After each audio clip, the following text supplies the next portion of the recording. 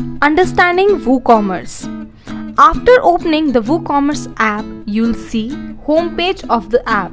Here you can see analytics of your business like visitors, orders and revenue for today, this week, this month and this year.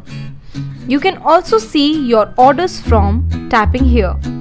You can see all kind of orders, processing, completed and cancelled from here.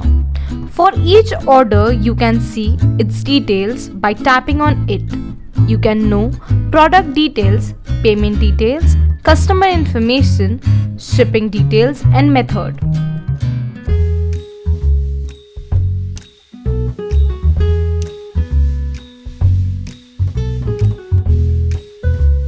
You can also edit the order status and can mark it as complete.